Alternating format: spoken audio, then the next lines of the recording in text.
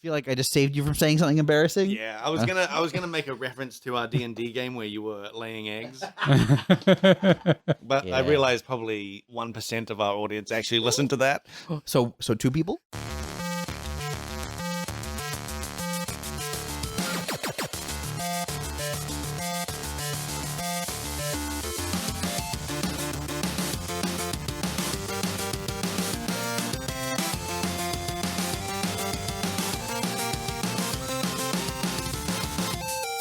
Hey, welcome to episode 148 of Front Seat Gamer. I'm Nick. I'm here with Blake. Hey. And Paul. Hey. How's it going, guys? Good. Pretty good. Good. Pretty good. Good. Yep. Yep. Yep. Good. Yep. Yeah. Mm-hmm. You guys been How playing you anything? doing, Nick? Oh, yep. Yep. Yep. Yeah. You- Good. Your daughter turned 1. My daughter, I have a 1-year-old now. That's amazing. It's, I was just saying before you hit that record button, Mm-hmm. it doesn't make any sense. Time is nonsense. Where did it go? Why is my daughter so old? Why is she so old? Doesn't make any sense. So old. Look, when you have a baby, time moves at 2 rates simultaneously. It goes very slowly, such as when you're trying to make her eat food. Mm-hmm. And then it zips by, such as all other times. Yeah. It really is like the moment-to-moment grinds sometimes, Mm. but then you look back and you go, that was way too fast. Yeah. It feels like it's been weeks, Well, but it's been a year. dude, from the outside, I was surprised that she was 1 already. Yeah. I was like, surely it's been less than a year. It's been like 3 weeks-ish. 3 weeks. Oh, now Like it seemed like just yesterday that you were taking time off from the podcast yeah. because she was being born. Yeah. And now it's like a year. Now it's been a year since then. Yeah. I don't know. Blake, you've seen Sylvia a few times over the course of her year of existence. Yeah. And every time you see her, you are surprised that she can do anything new. Yeah. Which I find very interesting. I think and this is probably the case for a lot of people who don't have kids, but have semi-regular exposure to kids. They assume they live in stasis. In a way, yeah. Well, it wasn't. I guess it wasn't that she was doing new stuff. Like I knew she would be doing stuff. Yeah. It was how fast she was doing new stuff.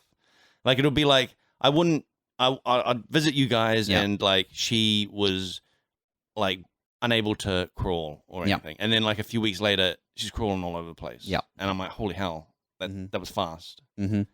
Yeah, you were like yesterday. You saw her. You said, "Oh my God, she's so verbal. She's speaking so much." No, she's not saying any real words other than hi. And vaguely she says "uh-oh" when she drops something. She goes which is "uh-oh." And this morning, maybe yesterday, she starts saying bye-bye. Mm-hmm. That's cool. And there's speculation that she says dad, but I don't think. Speculation. Well, she says that she makes the sounds. Yeah. But there's no concrete evidence that it is directed at me or that it is about me. It is just a noise she makes around you. So, there's some coincidental times where she's pointing at me and says dad, but then she points at the lamp and says dad, and then she, Well, and then she how just, sure are you? it's just so yeah. It's not. It's I'll not keep an fair. eye on that lamp. Yeah. What does the lamp that she's pointing to look like? She's got this really like sort of cone-shaped head. This is my baby. I've never really noticed it until now. At night, it's hard to sleep with her in the room because there's just light coming out of her. No, so yeah, it's kids and time. Mm-hmm. Real weird mix. It is like my nieces and nephews are around 10 now, and my family has this like private Facebook group where my sisters and my mum put up photos of them, and they're starting to do that thing on Facebook where it's like, oh, remember this photo from like 8 years ago or something. Mm-hmm. And that's starting to show up, and I'm like, holy hell, like they really like grow up like a lot. What? It's a thing of like, it doesn't seem like that much, like for adults, right? Yeah. 5 or 6 years is nothing. Is like no real change in this is what I you. think. But as a child, it's like, I mean, that was like half their life, and I'm like, they've gone from like, you know, a toddler barely on the ground to like walking and talking and having conversations, and they have lives outside of the family, friends and personalities, you know, and you're like, holy hell, like. That all changed. What did I do in 6 years? Like, I went to work and came home, and I did that for 6 years. You recorded about 120 episodes of a podcast. Yeah. I think that you kind of hit the nail on the head. Adults do kind of enter a stasis. Yeah. Often quite. And I mean, we change over time, but it's nowhere near the blistering pace of children. Yeah, it's crazy. So yeah, it is crazy. But this isn't a podcast about children. It's a podcast starring children. One other thing I will say is that it's one of those things that I've realized that, like, because as an adult, like, your childhood affects like your personality a lot. You know, there's stuff that happened in childhood that I still think back to and be like, oh my God, you know, and this is why I'm afraid of cats. Yeah, exactly. Sure. But like realizing that is really only such a small amount of time. Yeah. That has such a huge impact on like the person you become is crazy. Yeah. High school is only like 4 to 6 years for most people. Specifically high school I was thinking of recently, because it was like, high school is like 4 or 5 years. Yeah, really, really formative part of your life. You've been working at GG for twice that time. Yeah, exactly. And it hasn't had any much of an impact on my life as high school did. Yeah. Yeah. Very interesting. Yeah. I think it's part of it is the exposure to ideas, information, and people. And I think if you were to change jobs every, year, the way sort of high school kind of does that, where it shuffles people around, it shuffles information around, that sort of thing, you would probably experience a similar sense of probably personality shift. Probably. Anyway, video games, huh? What are they about? How about those games? You guys been playing anything? I've only been playing Elden Ring. Okay, that's good. Yeah, because I'm curious to hear more about it. Really? I thought you'd be sick of it. It's a game where I do want it. I think I would. We got you that far? Huh? We got you that far. I wanted it even before we had talked about it. And there are things that like we discussed that I don't like, but I would put up with really. But I watch the combat and I'm like, that looks fun. And also I see people like casting spells and just destroying bosses very quickly. And I go, that's silly. It's a game that like I'm shocked at how many different builds there are, really. Because it actually is reminding me of Path of Exile in like the amount of builds. Because people go in there and they're like, here's a weird weapon. Yeah. I'm gonna like basically build a character around it and like gather up abilities that like synergize with it or whatever.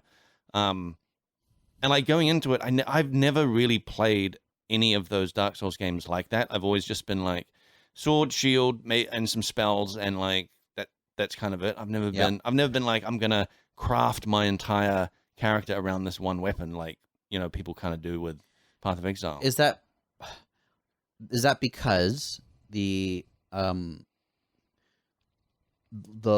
requirement to reach the minimum amount of stats needed to pull something like that off requires that you get through difficult parts of the game without that key item? Yeah, probably. Yeah. And like the thing is, you can like respec at a certain point, but you also have to get like basically halfway through the game before you unlock the ability to respec. But then again, it's like I don't play this game as like crazily as other fans. Like we had Dane on the podcast a while back, and he's a huge Dark Souls fan. And so is Ed. And Ed, I think, does this as well, where like they just play the game over and over, and then the challenge then becomes what's the weird way to play it? What's the weirdest way to play that? And you see this outside of the game as well, where people are like, I finished Dark Souls with a Dance Dance Revolution pad, like, or I hooked up 20 potatoes and used that as a controller. Like, you see these like increasing like difficult things of like, Of I like, still how do you haven't beat finished this the game. Yeah, I still haven't finished the game. I assume there has been a Twitch plays Dark Souls at some point. Oh yeah, yeah. There was a famous Twitch plays Dark Souls. Did they beat it? I assume no. I think they gave up. Yeah, that makes Yeah, sense. to me. they had to.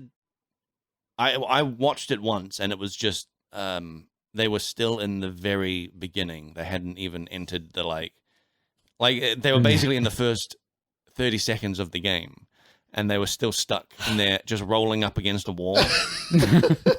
And so I remember they then ended up implementing some kind of like, maybe it was for this. They had some sort of like voting system where people would put in commands that they want, and like I think it's like every second or something there would be a vote would be cast on what move gets done. So if people are like putting in attack, for a second, it will end up attacking depending on how many people, or if people are putting in dodge, it'll like dodge. I don't think it was very successful. I don't think they made it very far. I suspect everyone just still put in dodge. It was a mess, but it was a weird experiment, I think. Yeah. I haven't looked into Twitch plays recently. No, neither I have haven't I. seen any of them in ages. I would be curious. There's some games that I think could be effective, like maybe like a Civilization. Yeah. Yeah, why not? Yeah. It's not an action oriented. Any sort of turn-based game, I think, is a Turn-based valid would be choice. good. Yeah. But also potentially just RTS would be interesting. I'd find it difficult to like, how do you control the mouse? Yeah, That's a good question. Maybe RTS is not a good idea. Yeah. I mean, Pokemon was the first one, right? Yeah, that seems pretty good. Anything like that then has a turn-based combat would be good. Yeah. Well, we'll talk about Elden Ring a little bit more soon. Yeah. Paul, have you been playing anything? I got like wildly addicted to this phone game. Tell me more. It's called. I think it's a browser game as well, but it's called Super Auto Pets. And it's take me through the loop. I'm gonna do a terrible job of this, but fine. basically you start out and you get 10 gold and 3 options for like the lowest level of pets. Sounds like Pokemon so far. Except you choose your starter.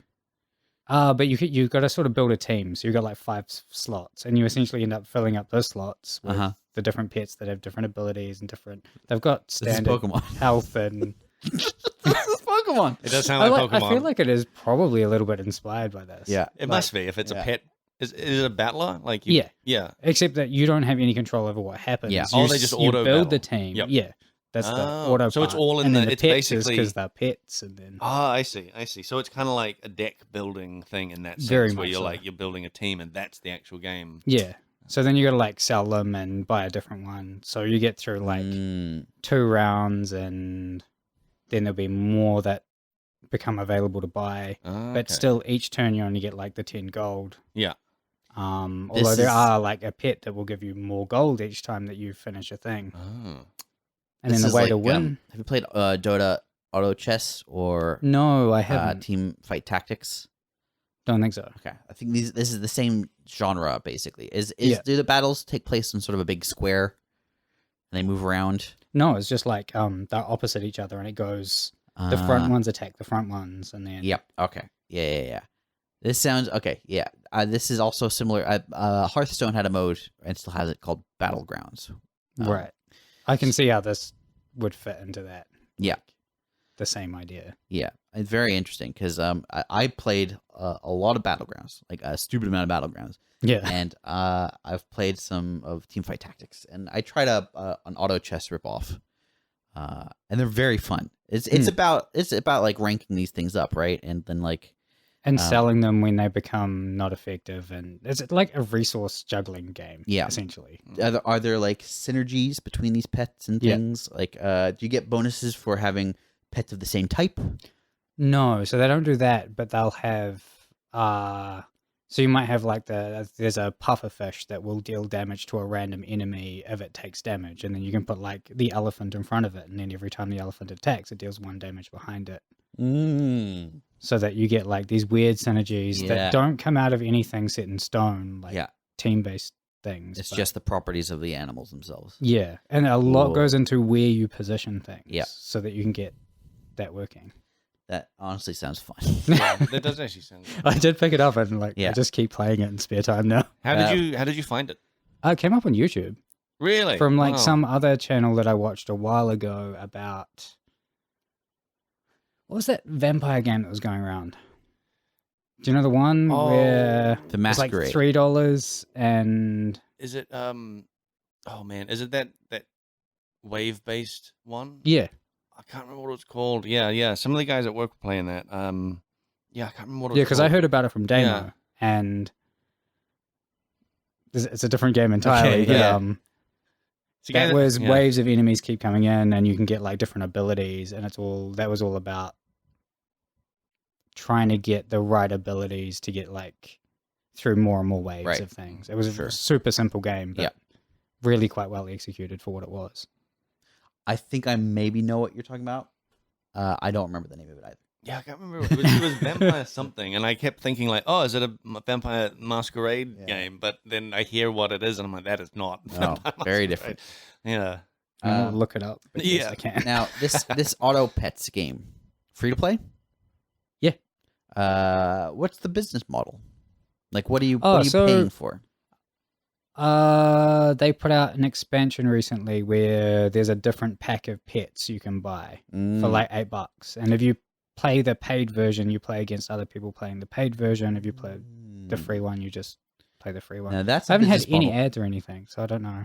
Interesting. This is a business model I can get behind, where it is like, here's more content. You buy the content once, and you get all Yeah. the content. Yeah. So I bought it because I like generally if I play a phone game for like 10, 20 hours or something, it's like these guys deserve the money. Right? Yeah. Mm. It's a lot of time. Yeah. Yeah. So I bought the thing. I tried it once, realized there was a whole bunch of shit to learn that I hadn't learned, and I hadn't even finished learning about all the ones in the normal thing. So I've just Yeah. gone back to playing normal. But I've at least Okay. given them some money in the Yeah. process. But that's great though, because as soon as the normal mode starts getting like, I know I've learned all the things there is to learn Yeah. here. There's a whole suite of new mechanics for you to start exploring. Hmm. That's great. What other games do you play on phone? Because you said you've or at least before the podcast, I think you said you play phone games, kind of. I feel like I have. It's Are there any that you keep coming back to? I feel like there is. I just straight can't remember right now. That's fair. You try remember what was that one that we were AI Dungeon. Do you remember that? Yes, this was a Severn recommendation. Yeah. Yeah, even I remember I tried that, and we had a podcast where we were telling the weird stories. Mhm. Is that a game though? Like To me, that's a really good question. I think it is closer to a complex chatbot. yeah. Because the failure states can be completely ignored. Yeah, they can be. And then there seems to be no like tracking of resources. No, there's or- no game mechanics No. at all. Yeah, it it's is- just input thing. Output What is this game? thing. So basically, you have it's a little more complex than chatbot, but basically you've got a little text field window, like text field that you can enter text into, Hmm. and you can sort of decide sort of what form that text takes, whether it's dialogue or action or something yeah. else, I forget. And you put that text in, and then the quote unquote game describes the repercussions of it. So if you say like, it'll be like, it might set up a scenario. You're in a bar and the bartender's looking angrily at you, and there's a person in the corner who's sharpening a knife, and you can be like, eat the knife, and then it'll be like, you tell the guy to eat the knife because you've accidentally kept it on dialogue. Yeah. And he picks up that knife and he swings it at you, and you can be like, dodge the knife, and then be like, the man dodges the knife because you still got it on dialogue. Did you ever play Hugo's House of Horrors? No, 'Cause that was like a old, like really old, like like text adventure. yeah, Hmm. but it had like a picture on the screen, but it was Right. Yeah. I've played a lot of games like it. okay. There's one I played really, really long time ago called actually, I'm not going to be able to remember the game, but I think it was based on a sci-fi series, and there was this sort of metal substance that was sort of the centerpiece of the series called Heechee. Like the metal type was called Heechee, and it takes place on like a space station, and you can eventually acquire a ship and go to planets and do all this stuff. But the other thing you can do is you can just type wait in the thing, and time passes. And if you do that long enough, the world ends. What? That's crazy. That's crazy.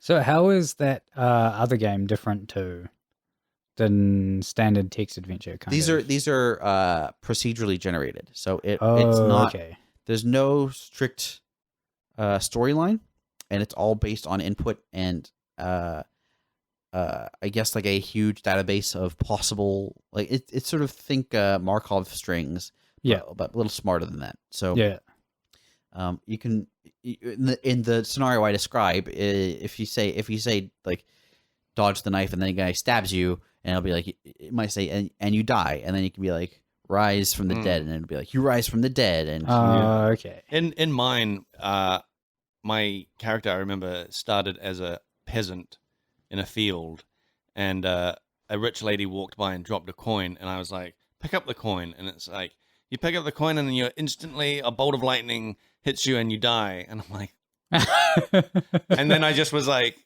go to the afterlife, and it's like you wake up in the afterlife, and it was like this whole other thing. Yeah, and that does sound kind of cool. I think you said it was like school, and then then I ended up in school, and it was like bizarre. Yeah. It was like it was a dreamlike kind of thing where I think it just is like these weird scenarios that are more kind of you.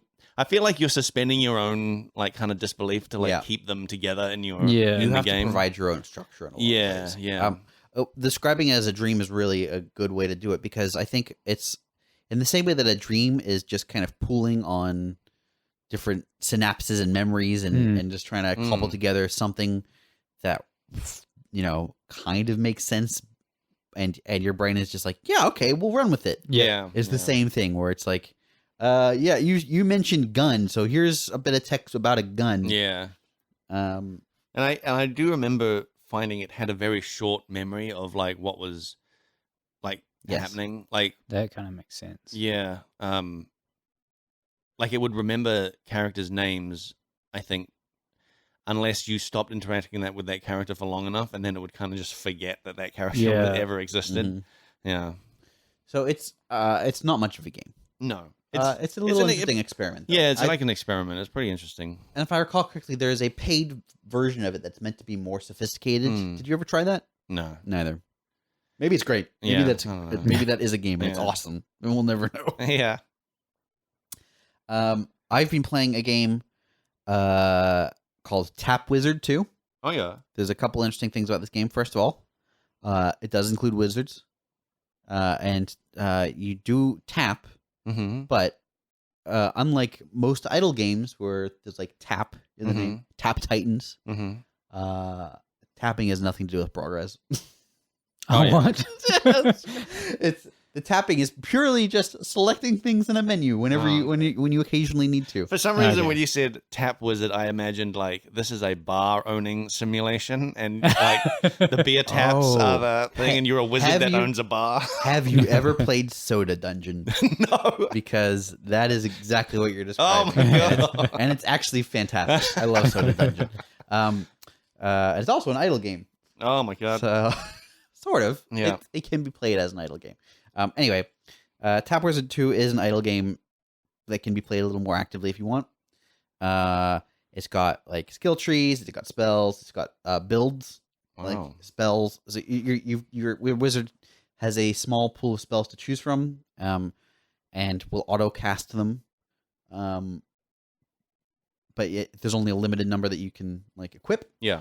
And then at certain intervals, you're offered perks for those spells that will affect properties of the spells, or maybe spells cast before or after, like based on things before, or will affect things after.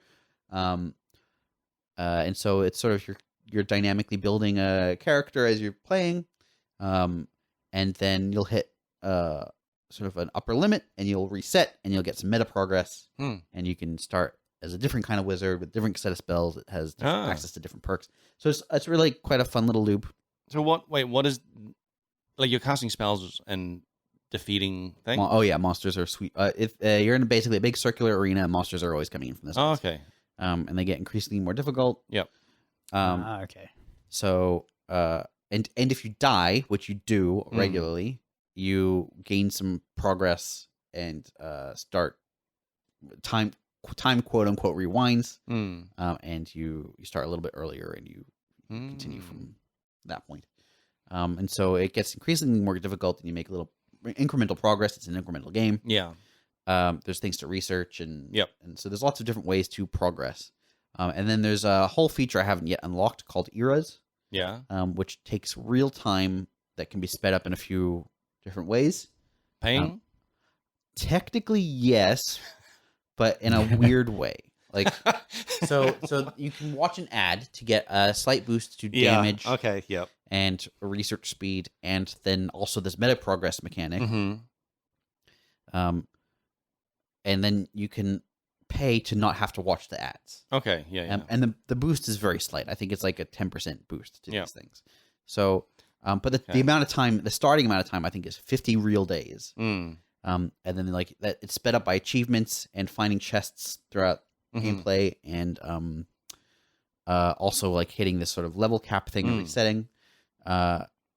So effectively, it's a 10% decrease on that time, which starts at 50 and is realistically probably closer to like 10 days. So it might chop a day off. Yeah. How active is your engagement with the game?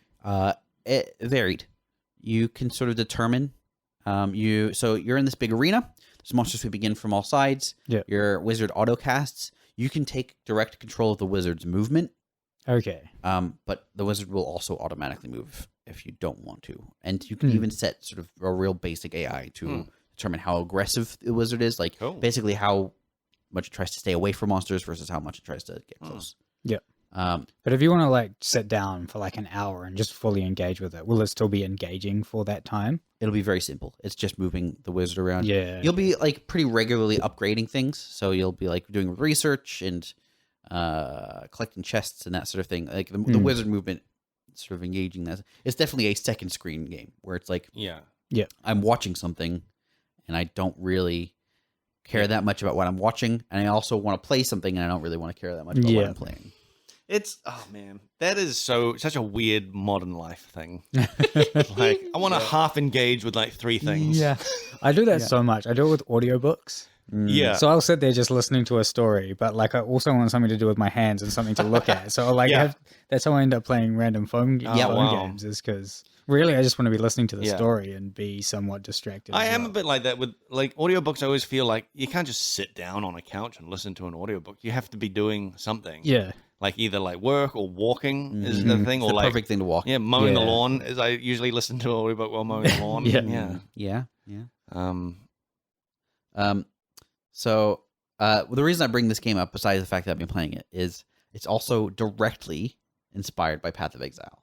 Really? Yes. Interesting. So it's one of the few like concrete examples I can point to and say this has got Path of Exile references in it. Whoa. This got a skill tree, and on the skill tree, which is kind of reminiscent of Path of Exile skill tree, but obviously much shrunk down. It's got like sort of keystone-ish mechanics, and one of the keystones is called acrobatics. Oh wow! And it gives you dodge. Wow.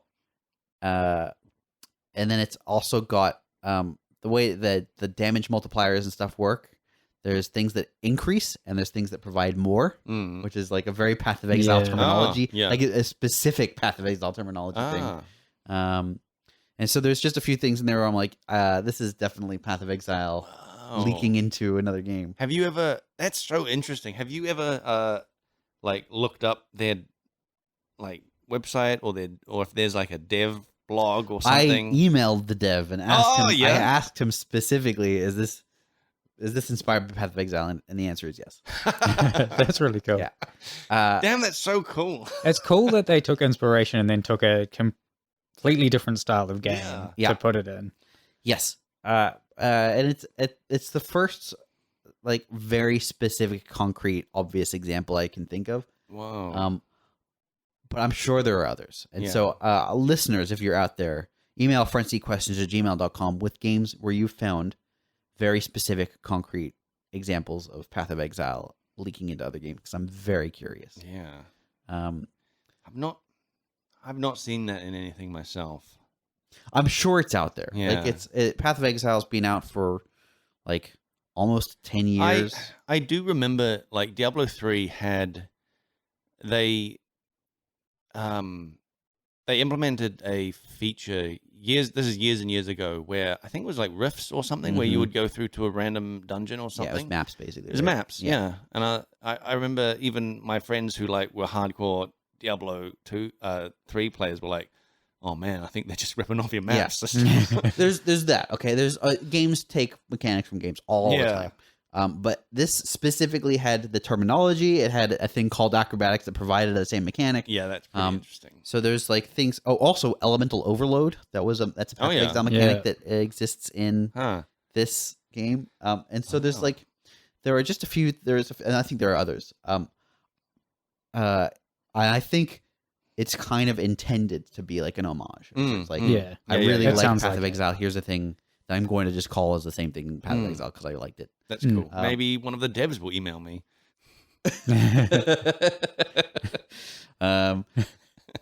Hey, I know, you know. Hopefully they'll be happy about it. I mentioned I worked on the game, and he never got back to me. So I guess he might have been like, oh no, lawyer. You get a patch in that game, and like, all the terminology's changed. And now it's like, called oh no, Snackrobatic. Anyway, I'm very curious to find other Path of Exile references that exist in other games. Maybe they won't exist, but I'd love to see them if they do. So if you're listening and you know of some, you should definitely email us. Yeah, I saw something the other day that I thought was kind of neat. Oh yeah. Although this is a mod. It was I was on Steam Workshop looking for mods for I can't even remember what it was. But I looked through the mods and there was like there was one that made something about a Deadeye archer or something, and it just had the exact same like image from our game. Yeah. And I was like, oh my god, this is just part of like someone just straight up being like, I want to play Path of Exile in this other game. Interesting.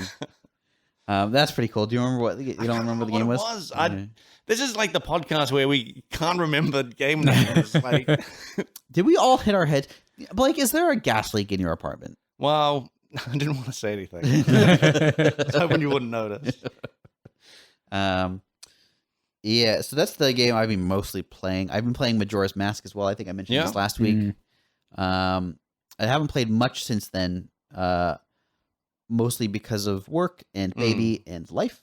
But I did want to mention that oftentimes you'll hear about people love a game and they want a dark and gritty reboot of that game.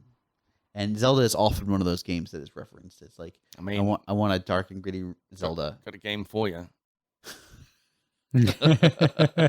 And well, here's the thing. I think Majora's Mask is the dark and gritty Zelda. It is. You're okay. Sure, you're breaking my chair. Yeah, I can. I can see now that your wheel is literally broken. Oh, jeez. It's not meant to bend that way. Yeah, I need a new chair.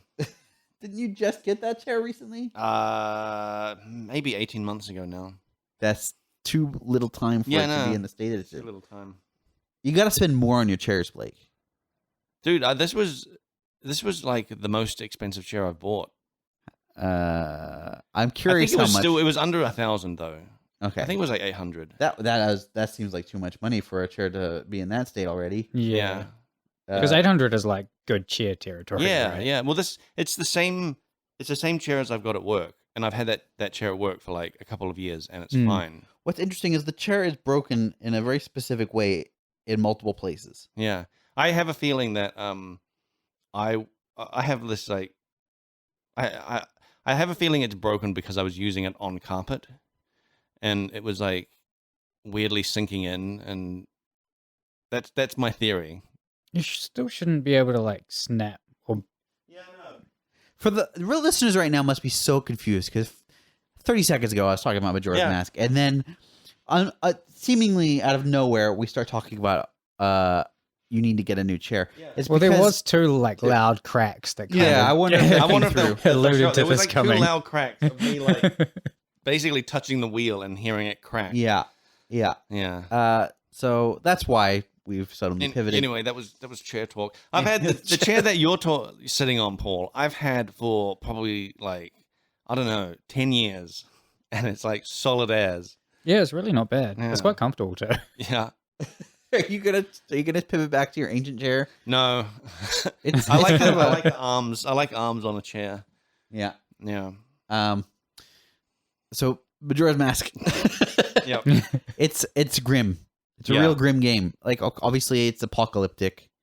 But like do you guys know the key mechanic of that game besides the time loop thing? No. It might be a giveaway in the title, but you put on masks Oh, right. and you transform into these things, like into different. You can transform into like a Goron, and a Zora, and a Deku Scrub. Yeah. If you're familiar with Zelda creatures and races, these things might sound familiar. I only played Breath of the Wild. The Played Zora, some of one of the really old ones, but I don't remember which. gotcha. The Zora are in Breath of the Wild. The other two aren't. Okay. Oh no, the Gorons are in there as well. Gorons, are they the Big lava rock guys? people. Yeah. They're the lava guys. Yeah. Yeah. They live in the lava place. Yes. They're not made of lava. Though. No, but they love it. They love. They love it. They love that lava. Yes, that's Yeah. the Gorons. So in Majora's Mask, you can transform into these things, and you get these masks. And the first one, you get sort of, you kind of get forced into this transformation, and then it's more about trying to leave this transformation. But the next like two, the first one very obviously comes from like a guy who died, and the second one comes from you watch the guy die, and in both of these you then inhabit that person's body. Oh my god! And so then you start to think, oh, that first one must also be. Are they all? They're all dead souls Yeah, that you're inhabiting, which is pretty grim. And there's just a lot of other quite grim things happening. I think also, I just want to say there are some very relevant things in that game. Yeah. To like today's. Have I talked about this? Yeah, people denying what's happening. Yeah, They deny the fact that the moon is falling. There's a climate change thing where like you go to the sea area and the water is literally getting warmer, and causing all these like ecological disasters. It's like okay, guys, this game is almost like 25 years old, and nothing's changed. Yeah. Oh boy, that's pretty impressive. That is pretty cool. Is that on Switch? Yep, it's on Switch if you've got the Nintendo 64 expansion pass thing. Oh wait, what? And how much is that thing? It's like $80 a year. Why? Oh my god! Why are they gating me to just? Can't I just buy it on Switch? Yeah, I know. I get it. I think your frustration is justified, and I probably want. I don't agree with the business practice, but I still subscribe because I wanted to play Banjo-Kazooie, and then I also got Majora's Mask. Yeah. Did they ever do a Mario 64 remake, or is it just on that? There's also that. It's on there as well. They didn't do like a remake, but they did like it's probably like an HD version, I guess. Okay. Is it on that though? No. So all of the N64 stuff is as those games were on the N64. See, I want a good looking one. Yep, you're not going to get it here. Cool. They are very much N64 style. Yeah. It's so crazy. Nintendo could make so much money on just like re-releasing old games, but they know that and they have already. What was that? What was that other Zelda one that they re-released that had that plasticky look? It was like a few years ago.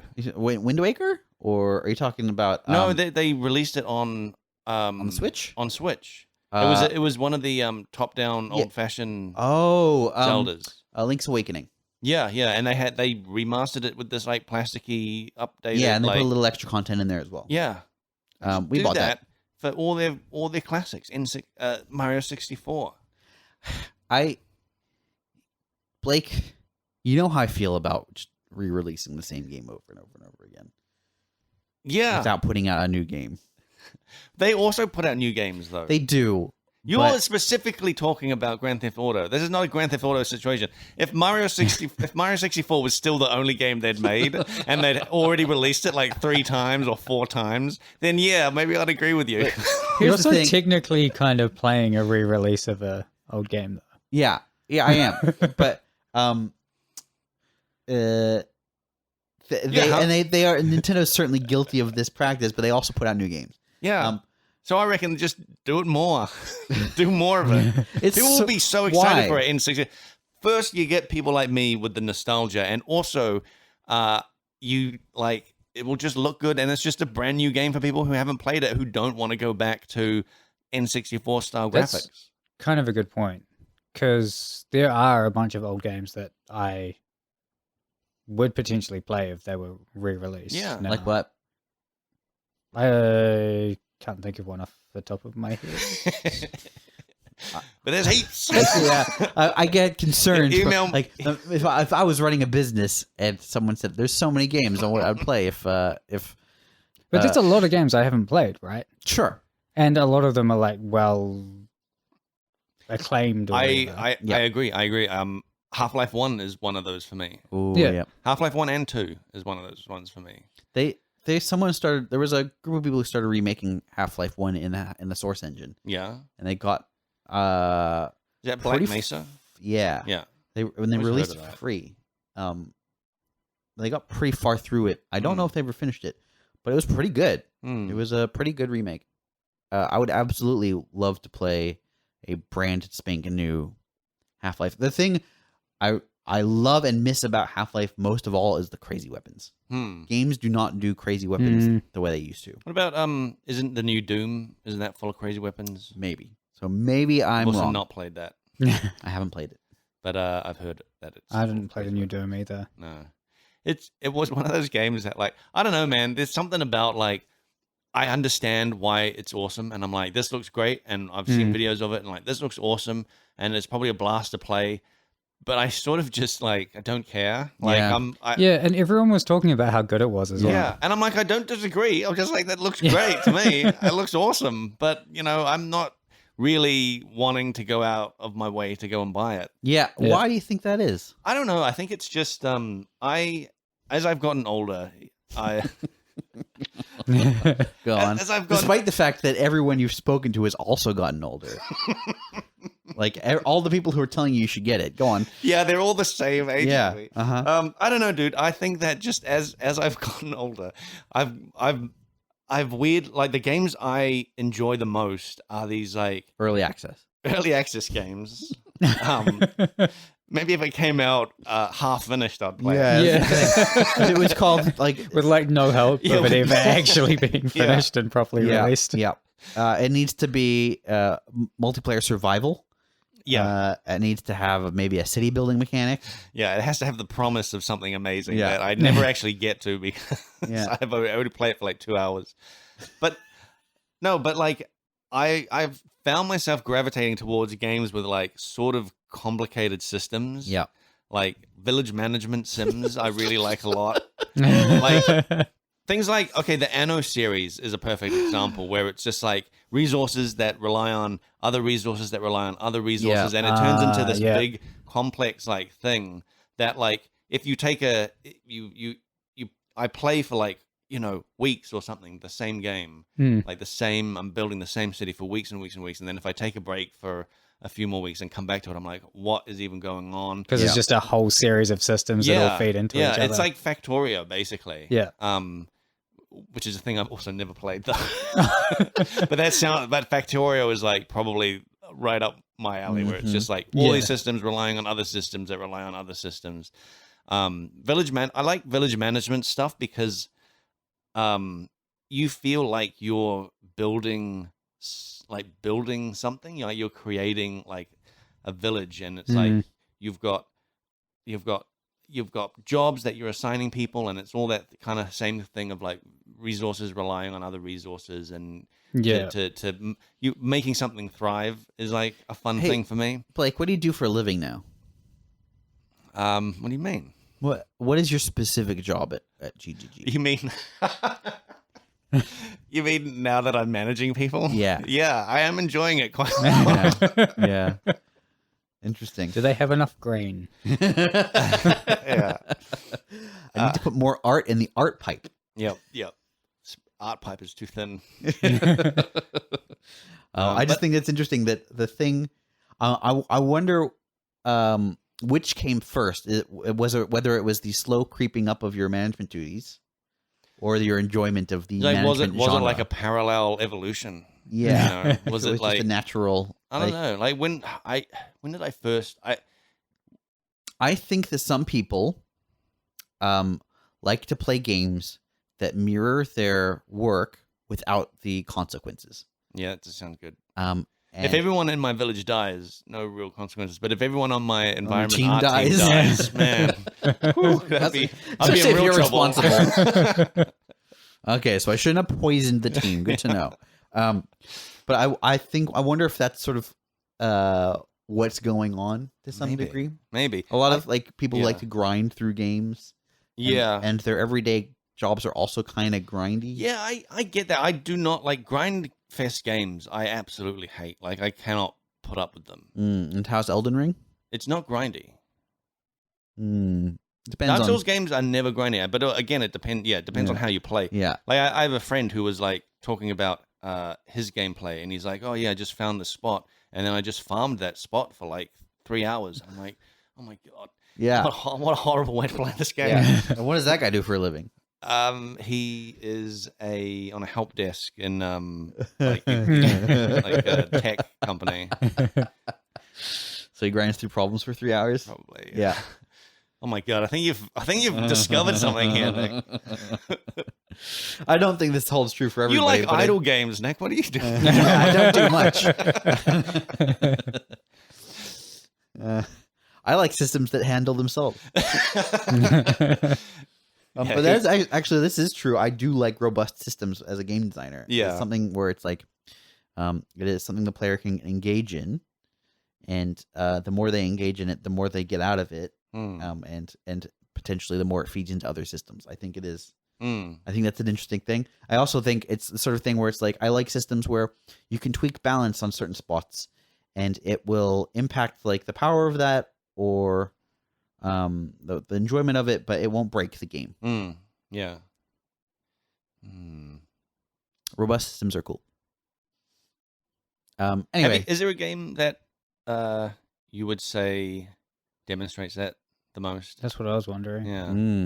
Good question. Minecraft is probably an example, I think, where there are a lot of different systems in there. And you can tweak those systems. Like you can put more trees in an area. You can put more diamond in an area. And a player it will change how the player plays, but it won't break the game. Yeah. It gives them different options.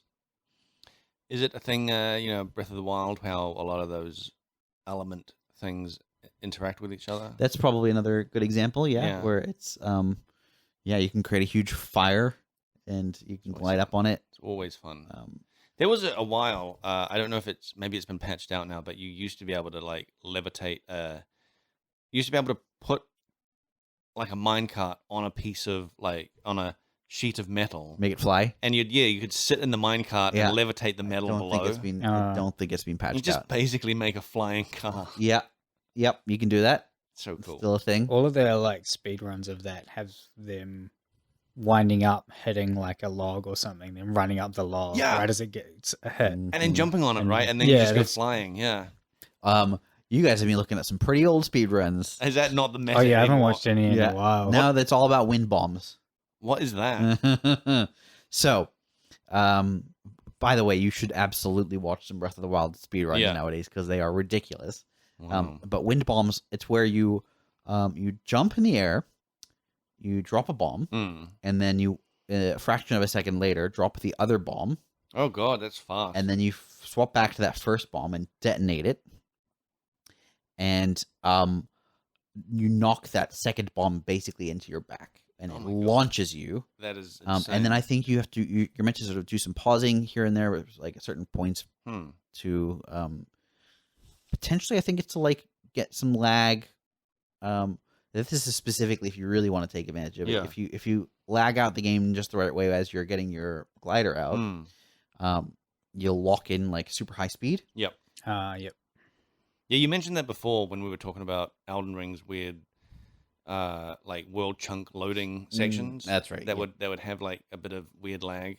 Yep. I think you mentioned that if you're gliding in Zelda through one of those loading chunks, you can pause it at a certain time and then unpause it, and you move like 3 times as fast. It's crazy that people figure these things out, eh? Yeah. How do they do it?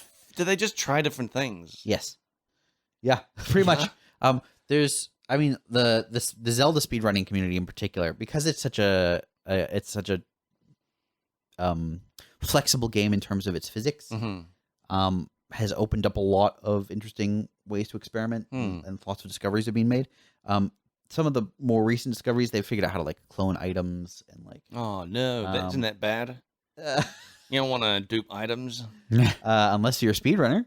How do you dupe items in that game? It'd be like dropping them and then unpausing at the right point. It's like about holding certain items and then dropping them and then switching to certain items, and it's about like overloading the menu memory, and like so it's specifically playing with game data in weird ways.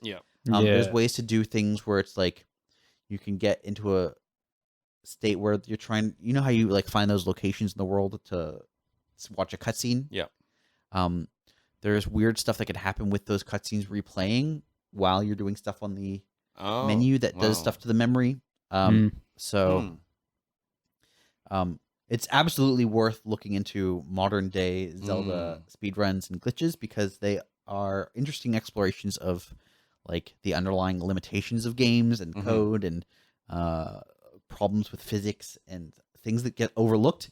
Or things that are accepted as necessary evils by the developer. Like a lot of the time, QA probably found a lot of these things. Like, they just say it's fine. These are things that could cause problems, but they're either really hard to find or really hard to fix, or both. It's a thing of like, how much does it affect the actual average player? Like none of these speedrunning techniques have affected me in any way. Like, you know, the whole like rolling against a shrine until you somehow pop into it. I do know what you're talking about. That's not what's happening, but go on. That looks like what is happening to me. So this is again, modern speedrunning is ridiculous. The way this works is you know how you can shield jump? You can like jump on your shield and like slide. If you do that and then land on your shield on the ground at specific angles, that angle is saved. And so then when you jump back on your shield, your shield will be skewed in a certain angle. So you try and get your angle specific way, and then you try and shield jump in such a way that it will clip through a wall. And that's what's actually happening. Is they're trying to get their it's like I couldn't even tell tweaked shield angle to clip through the shrine wall. I couldn't even tell, because like all I see of them is just like rolling against the wall, and then they're suddenly popped into the shrine thing, and it's all just to like bypass that small cutscene of him putting the tablet on the thing and opening the door and then having to go down. Either that or there's sometimes quest requirements that they are trying to bypass as well. But it's just like I've watched a few, and it's like every shrine they do it, and I think it is just to because there's speedruns are the only things that's like are fixed are the cutscenes, right? Like things that like basically the game stops. No. And you have to watch the. Nope. No.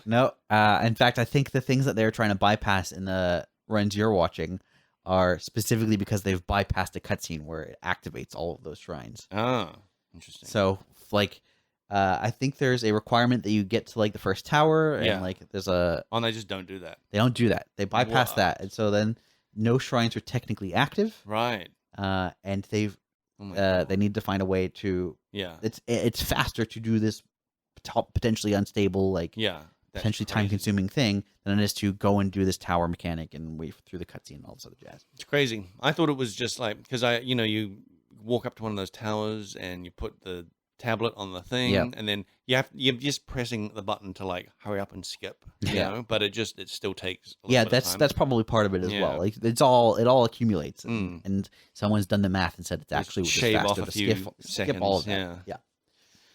Yeah. Speedrun. Definitely watch some speedruns. They're very fun, very Wow. interesting. Yeah. Anyway, I don't even remember what the crux of your question was. Wind bombs. Oh, robust systems. Sure. Yeah, that's right. Robust systems. Sounds like Zelda. Yeah. Now Your perfect Zelda game. is both a good and a bad example because it supports all these weird things. Mm. But it also does break the game. Sometimes in like a critical way where the game will stop functioning. Yeah. But usually in a soft way where the game will start doing weird stuff. Mm. And I think also that's fine. Like if a game starts doing weird stuff, that's I think an example of it being pretty robust. Yeah. I mean, if it doesn't actually like glitch out the game in some way. Yeah, like, if it doesn't crash the game. Yeah.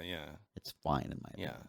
That whole thing of like jumping on a tree before you build up the kinetic power, and then you jump on it. Like, never even thought of doing that for anything. And then as soon as I saw it, I was like, oh my god, I'm gonna have to try that. What I love about that is it's such a simple interaction of the game mechanics. It is. It is super simple. Like, it's just anyone could do it. You don't have to be some crazy.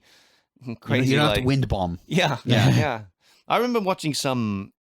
There is some speedrun, right, with one of the old Mario games where they actually like reprogram something about the game.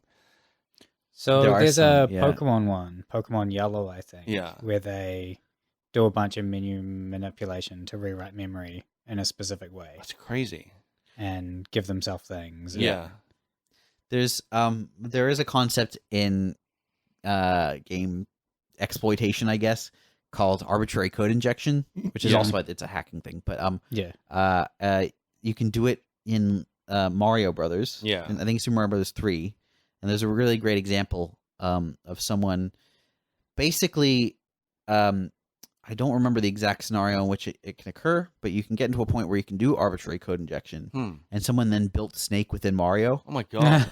And so there's a great video. I think it was on an AGDQ. Yeah.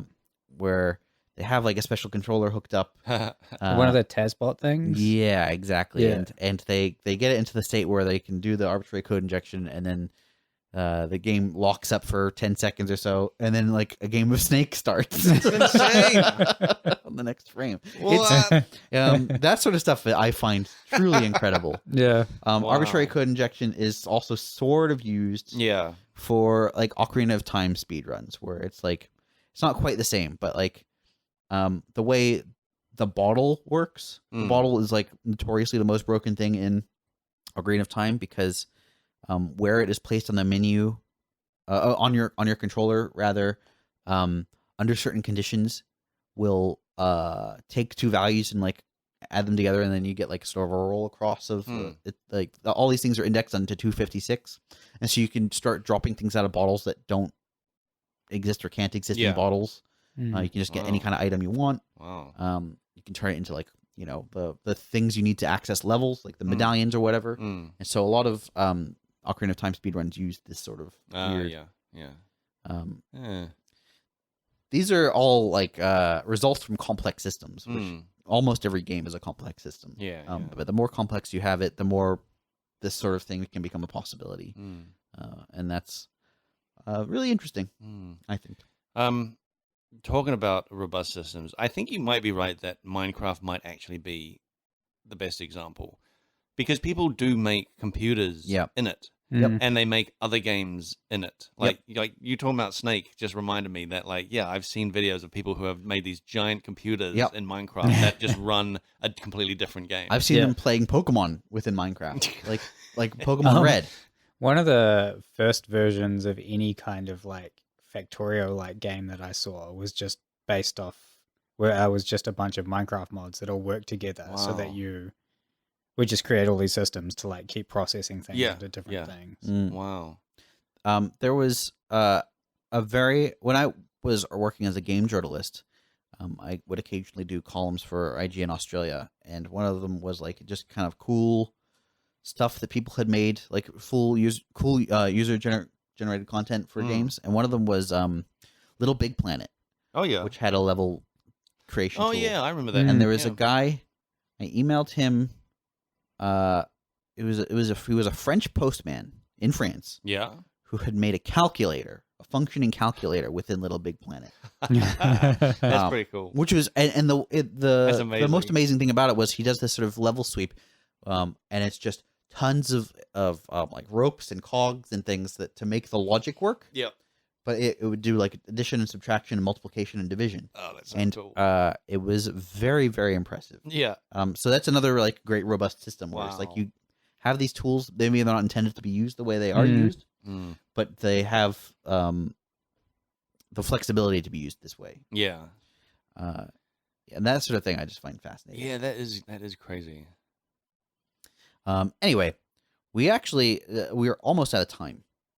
Do you guys have anything else? We didn't talk about Elden Ring at all. Do you want any updates in Elden Ring world? I don't think there's much more to talk about other than like I don't think the last time I really hit on the exploration in that game. Yeah, like that's a huge part of why I'm enjoying it. I read a comment yesterday. Yeah, talking about exploration in Elden Ring.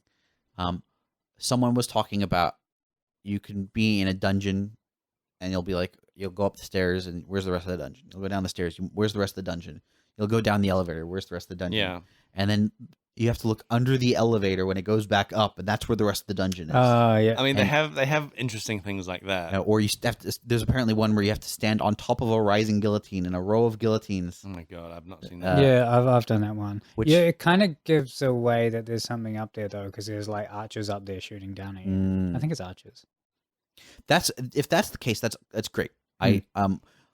I know you get hung up on things of like there was no signaling that any of this like was there. Yes, because it seems arbitrary. Yeah. It seems like the designer being well, here's funny. Here's something for you. Here's a dungeon that I went through, and I did get to a point where I was like, "Where's the rest of the dungeon?" And I just happened to be fighting a monster right next to a blank wall, and I hit the wall, and it showed like it revealed itself as a hidden passage, right? So I went through and realized that this dungeon is full of these things. So I went through, found my way to the end, fought the boss, and the boss has a similar mechanic to that. The boss has a mechanic where you hit the wall? No, the boss has so you start fighting this boss and you realize during the fight this thing I'm fighting isn't a boss. Because interesting. It's a summon, like it's the same color as a summon that pops up, and you're fighting it, and the boss health bar is like showing but not going down, and this summon has its own health bar. So I'm looking around, and I'm like, there's something like the walls. There's something hidden here, and I see this area of light on the ground where there's no other light around, and I was like, that's weird. What is that? And I just walked up to it and did a slash, and there was this little snail guy there, and he was the boss. Oh, that's amazing! I haven't found that yet. That sort of thing I think is cool. Yeah, because you got the signals. Yeah, I was aware that this dungeon has hidden things. Yes. So I'm looking for something. I mean, it's obviously not didn't expect it to be a hidden wall inside this dungeon, inside this boss arena, because all the mini bosses of these little dungeons all basically have the same arena. Like it's all laid out the same, and I haven't encountered anything where there's been anything new in the arena. So the only thing that looked different was there was this light source where there was no actual light source. So that sort of thing is cool to me, where it's it sounds like they gave you a bunch of different chances to accidentally hit walls. Yeah. To discover that that was the thing. There was I accidentally hit the wall the first time because there was a monster right next to it. Yeah. Yeah. Well, that seems cool to me. That sounds like an intended thing. The player, and correct me if I'm wrong. This sounds like there were multiple rooms where this was the case. Yeah. So the odds of a player hitting the wall go up. Yeah. Then they'll go, there was a bunch of matching walls. They'll go and they'll do exploring. They'll find these rooms that all have sort of the same layout, and then they'll find that one of them is different in a key way. You observe all this. they've got the clue of the boss having a health bar that doesn't move and looking like a summon, and then there's this light source, and that's a different key difference, and then you make this, you experimentally swing at it, which you could also accidentally do during the fight, probably. Yeah, you could also accidentally hit it if you were just in the right spot. So that's all cool. Like, I think that's all, like, a fun, interesting, clever, like, exciting thing for a player to explore and discover. Yeah. What I don't like is when it's arbitrary and feels like the developer is just like, tee hee hee, they're never going to find this here. I'm pretty sure you're actually just going to like the game. I probably will. Because a lot of it, so much of the stuff comes up in gameplay naturally. Yeah. They do a lot to hint that something's going to be there. Yeah. I that's honestly, I've said it, I think I said this before the podcast, before I hit the record button, but I want to play Elden Ring. But it is, two things are, several things are working against me. First of all, I just don't have a thing to play it on other than a PC. PC's pretty old. Probably not going to run well. It doesn't run well on a new PC as far as I understand. Also, I have a baby, and this is a game that you have to take hours into. I don't think you can play it on baby either. No. Should be no help. I will try, though. And then, of course, there's that, like, mental hurdle of it being like the Breaking Bad of games. Yeah, I know. It's funny that it is very much like that. That's why I've not played it too much during the week, because, like, it's just like it's a weekend game for me. Like, although last weekend, man, I played it so much. Like, played it every day last weekend. I mean. Every day? No, every day. Every day of the 2 weekend days? Yeah. Wow. Yeah. I'm pretty sure I only played it not last weekend, the Sunday before. Yeah. Wow. I think I was busy last weekend. Do you find yourself dreading it until you're ready to play it? Like, as in, it's just, when you consider playing it, you're like, I don't have the energy. No, I just sometimes don't feel motivated to play it because I know that it's going to be hard. Yeah. And unless I feel like actually being challenged by something, I think it depends on where you are in the game as well. Yeah. Like, I've found that when I've sort of discovered something new, I'm like excited to play it. But then when I'm at a point basically now where I'm like, one of the main ways forward is like beating these two bosses, and I'm like, I'm not really feeling like fighting my way against these bosses. But like with the open world, there are other places I can go to, so there's like heaps more exploration. Like, I went to just last night, I went back to the Stormvale Castle where the first major boss is, and I'm like quite massively over-leveled for that area, but it allowed me to explore it more fully. And I found places that I hadn't been to before, and like I found like this whole area that I just didn't go to before because I didn't really know. I wasn't willing to risk death. Runes. Yeah, but now I'm just like I can basically kill everything in like 2 hits, so I just like go through and like I'm like repeating areas feels a lot more rewarding because of that, because all the items you find are all valid throughout the entire game. There's nothing that like, like say in other like RPGs, Path of Exile. Yeah, you might be like, oh, this item gets worse because I'm over leveled. Yeah. But you might find an item in an area if you go back to, and it's like, oh, this would have been great, 10 hours ago, but now it's useless to me. No, all the items you find are all valid. That's like, cool. Always, yeah. And you just gotta sink a bunch of resources into them. Yeah, you just gotta, and that's the whole like where the build stuff comes from, like people creating different builds and gotcha and that. But yeah, it's still great. It's the exploration that's really like getting me a lot, and I do want to play it. I love exploring in a cool world. There's a thing it does that I actually really like, and people have complained about this. Like Fabian, who's been on the podcast, did complain that he wishes that the game had like a little notebook that you could write into it. But I'm like, dude, those exist in real life. Like, that's exactly what I did. Right there. I've got like an Evernote document that has like a bunch of just what it probably reads like gibberish. Yeah. Of just like specific locations that someone was talking about because I like half heard it Yeah. I scrambled to like write it down in the middle of the conversation, which is I feel like how it would go if you were actually Yeah, adventuring, exactly. right? Like, Well, you could ask that person again. That is exactly how- for more Sometimes. detail. That is exactly how I feel, where it's like sometimes if you don't listen, they don't repeat it. yeah, You know, like they'll tell you all this stuff and then you talk to them again and they just sort of, they say some stuff, but it's not like, nothing it's at not all about repeating. what they talked about. They just be Yeah, like, they'll just be like, It's well, time I'm for you off to now. And leave. you're like, oh. Can you put map pins on your Yeah. map? Okay. Cool. Yeah. You can do that.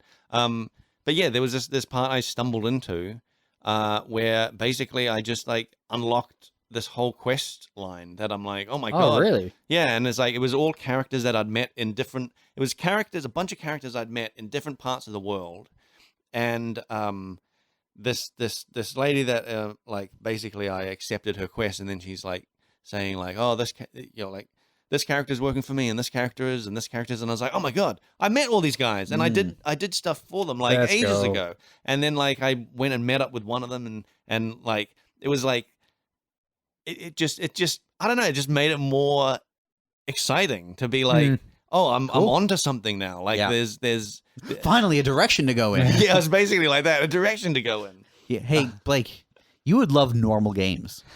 The ones with just like quests, and you just go but do the here's, quests. Here's the thing. Like we were saying, there's no quest log, so you have to just remember this or write it down. And also, you can just skip entire parts of quests Yeah. and just start again later.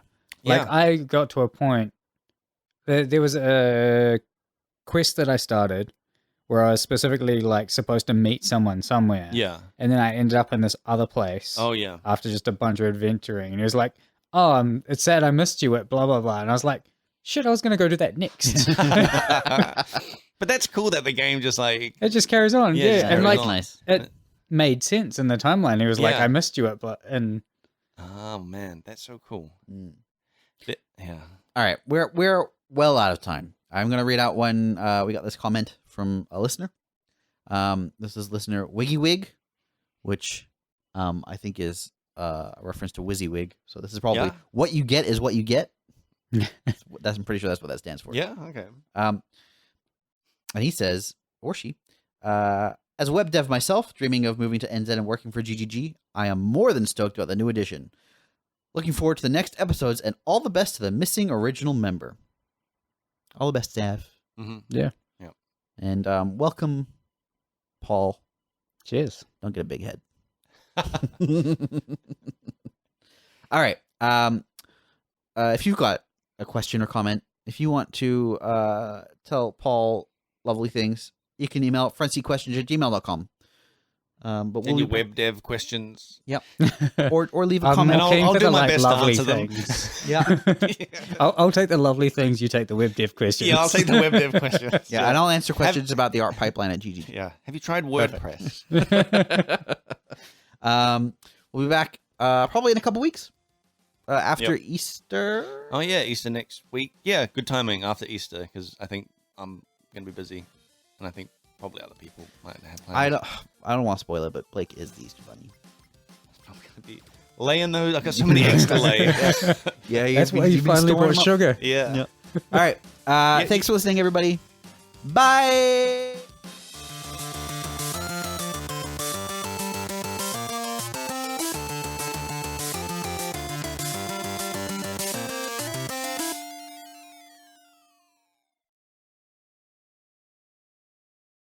Under what justification could I make fun of someone whose sugar only comes stolen from coffee shops? I was like, because you were like, you could just buy this, and I'm like, this doesn't exist. You have to be like a coffee shop and get it from a supplier or something. And then I like I went shopping the other day, and I was like, you know what? I'm just gonna have a look. I want to prove that Nick wrong. Yeah, I'm just gonna have a look, and then And how did that pan out? Just real quick. Just into the microphone if you could. it turned out real On good. the record. It turned out real good because now I don't have to steal sugar from cafes. Wow.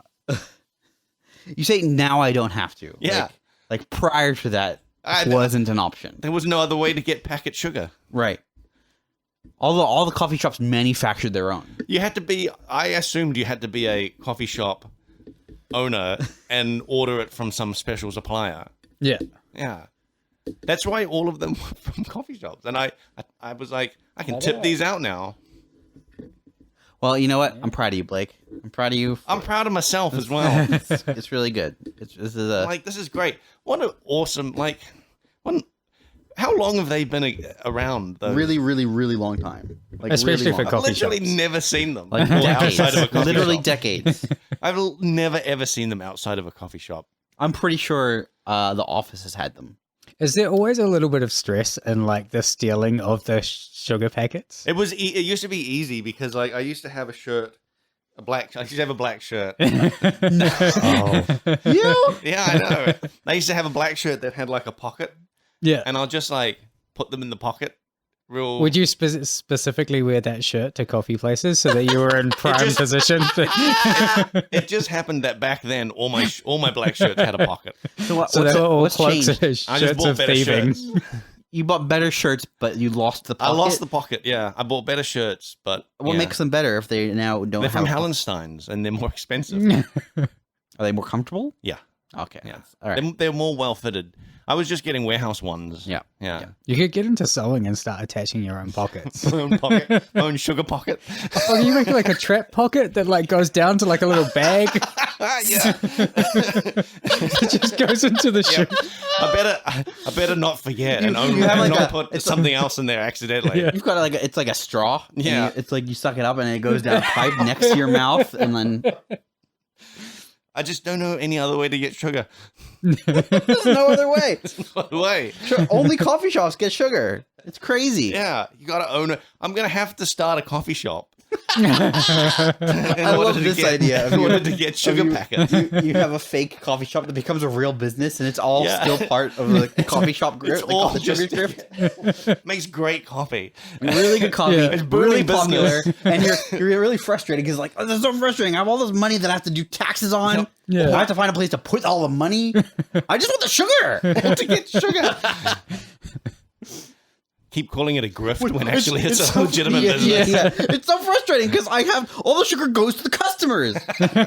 I have to allocate a certain amount of sugar to the customers, and I only get to keep 10% of the I sugar. feel like you're still going around all the tables, just pocketing Yeah, the I'm still things pocketing. after putting them out. Yeah, you own the business and you're buying the sugar, and still you put the sugar out on the counter, and then you look around and you go, Yeah, I take one sugar packet from every table. Yeah. It's like, it's great, they'll never notice. It's great, no one will notice. "It's the perfect I'm crime." stealing from this business It's that the I own. perfect crime. Yeah. Well, you guys got games to talk about because I don't really have much to talk about. I've only been playing Elden Ring. I started playing some dumb phone game. Oh, that's great. Nick loves dumb phone Perfect. games. That's all I play. Oh, really? Yeah, I want to hear about your dumb phone game. How dumb is it?